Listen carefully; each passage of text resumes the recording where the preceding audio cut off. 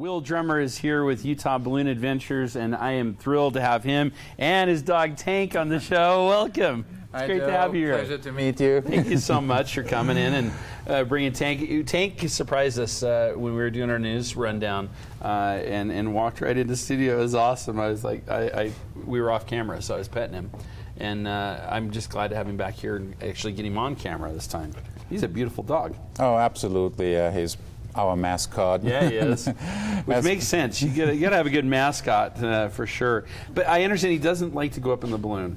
Yeah, no, absolutely. that would definitely be something that's a little bit too scary for him. Too scary. Yeah. He is a 110-pound animal. But but just the same, he's a little timid. Doesn't always listen to instructions. That's something that all my passengers need to do. Right. So, but he does come out. He absolutely loves it.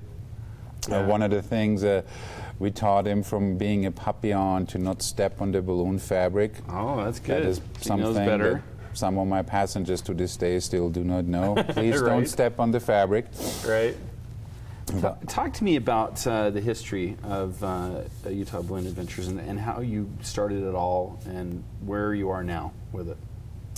Well, ballooning originated 1783 in France. Right. So I'd like to get back a little bit more. Yeah, we were right back to the full history.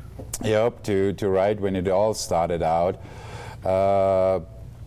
And back then, hot air ballooning was first flight took place just outside of France. Only aristocrats were allowed to ever fly in a hot air balloon. To this day, we are talking about the ballooning aristocracy.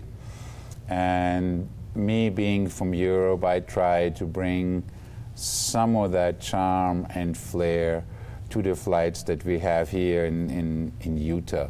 I like that idea a lot. It's ballooning from the very beginning on always was a very personal adventure where you take friends out and so on and so forth. And even though we are a commercial company, I try to still retain that personal character in all flights. And the way it all started out was with a simple, I'm from Vienna, Austria, and I visited the United States in February of 1994. I had a couple of years English in school, but I did not know a lot about the United States or where I would actually go. And me being from Europe, I was absolutely astonished to see how different the people here in the United States are compared to Europe.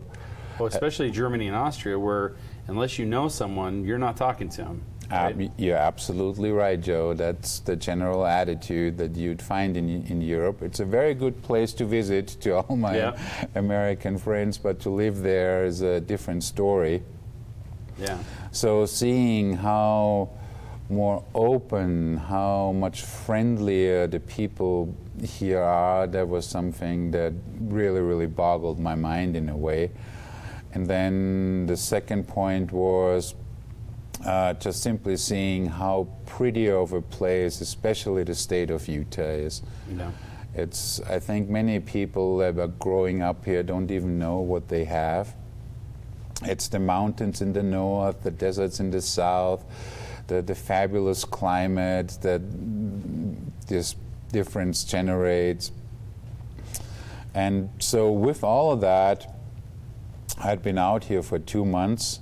I had to go back to Europe. Yeah. But I knew I wanted to come back. And you got in that deep right there. It had just struck me. And so after being out here for 2 months, when I had to go back, I had 3 requirements for what I wanted to do here. And number one, I knew my job needed to be outdoors, just simply because having seen it, I was outdoorsy from the beginning.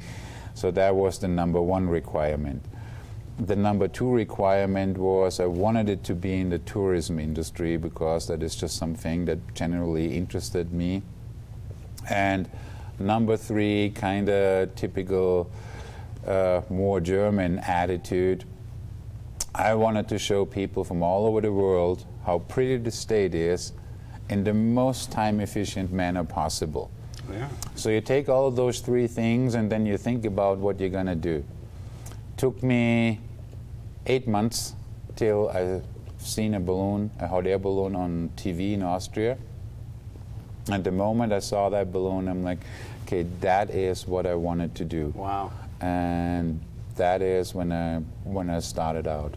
That is tremendous. That's a great story and a great way to get to the joy of flight, which I have to say, it's a lot different. I come from a pilot's perspective of piloting aircraft to your pilot's perspective of hot air flight. There's a big difference. There is a huge difference, Yeah. Joe.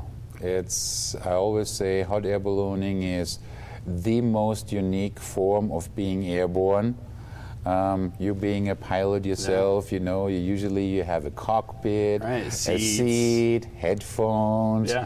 engine Someone noise, to talk to. someone to talk to, Right. towers and so Yeah. on and so forth.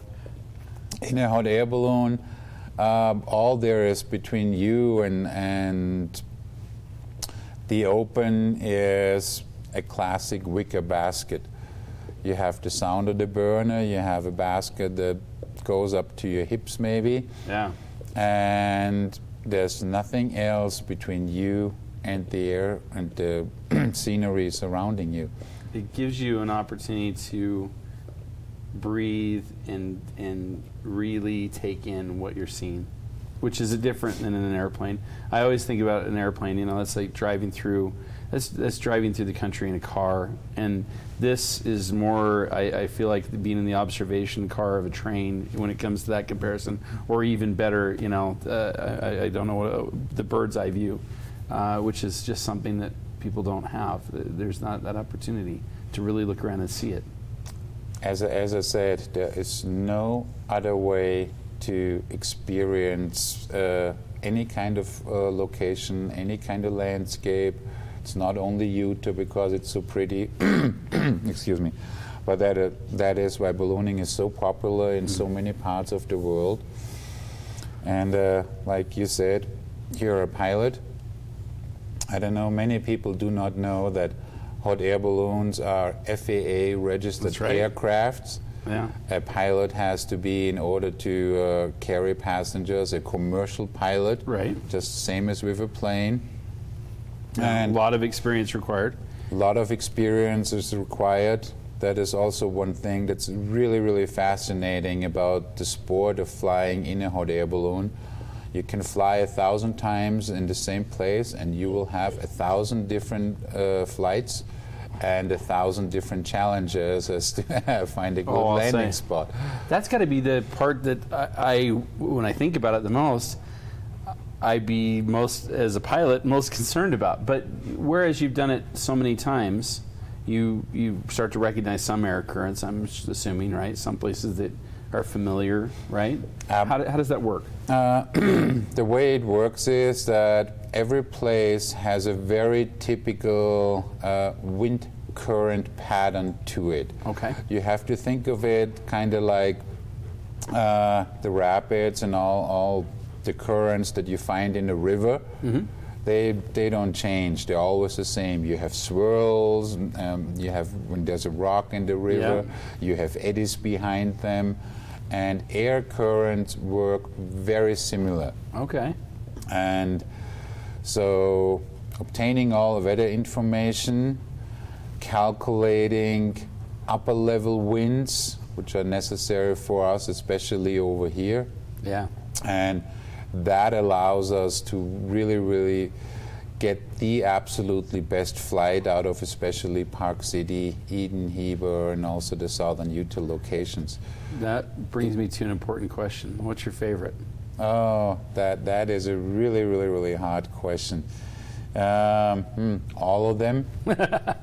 Hard to pick, I'm sure. It's really hard to pick. Some of the best flights I certainly had here in Park City. Right. Wintertime, 10, 20 years ago, some absolutely, absolutely stunning winter flights. I I've also flown in southern Utah. Bryce Canyon is certainly Oh, also wow. one of my absolute favorites. However, when you talk about hot air ballooning, it's not just like, oh, the winds are good and we can go. You have to take topographic information into calculation. You have to take landowner relations into That's right. calculations. Can't just land anywhere. You just cannot land anywhere, and especially in the Bryce Canyon area, the landing areas were so limited, and the people not as friendly as they are over here, I should say. And that over time made it that we had said, okay, we do not offer it commercially anymore. Wow. So for the person who is looking at this as an opportunity to go out and fly for the first time, or they've got some folks coming in town and they want to show them a heck of a good time, what is the process? What's the procedure to get up and fly with you and have those experiences themselves? Well, the first procedure is to give us a call or find us online at utahballoonrides.com. Advance reservations are required for any kind of flight, just like with any other outdoor activity or Sure. booking a hotel. We always encourage clients to give us as much advance notice as they possibly can, Okay. possibly leaving one or more backup dates to their initial flight date. Right. And then it's an early meeting time around sunrise, depending on the time of the year, between 6 and 8 a.m. in the morning. Mm-hmm. When the winds are just right, when it's calm, right? That is the time of the day when the winds are the calmest Yeah. and the most predictable. Okay. So 2 or 3 hours after sunrise, the sun has unevenly heated up the surface of the Earth, and that in return causes thermals. Right. Things get crazy. Which in return causes conditions that we do not want to be up in the air anymore. That's right. So we want to get up there right as the sun. We want to be coming down as the sun's coming up, I suppose, right? Or close to it. We meet usually when the sun rising dips all the peaks here in the Park City area in its golden light. Perfect. Really, Great for really taking pretty. photography. Oh, definitely absolutely taking a camera with you on that fantastic. trip. Yep.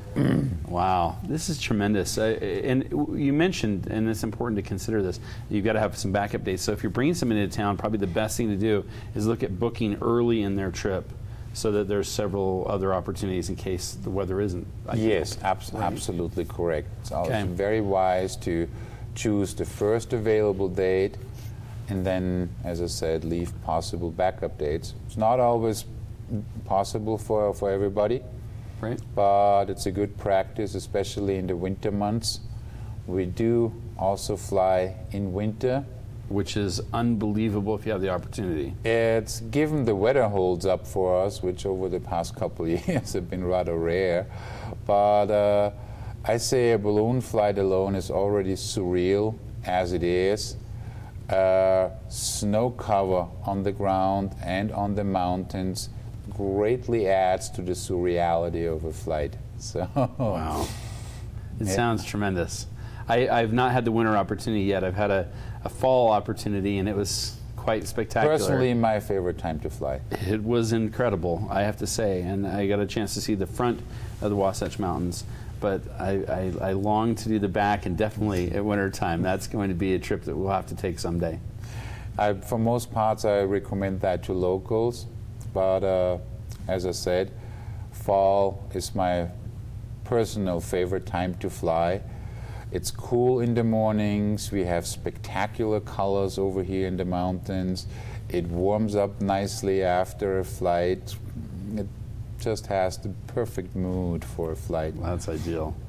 Well, Will, I want to thank you so very much for coming and sharing your passion for flying with us. And of course, you can share in the experience as well by getting in one of his balloons and have that opportunity to share it in that same way that we talked about, that more regal, hearkening back to the times of ballooning's past with Utah Balloon Adventures. Thank you so very much. I Joe, appreciate you thank being you. here. It was always a pleasure being here. Indeed, it was great having you.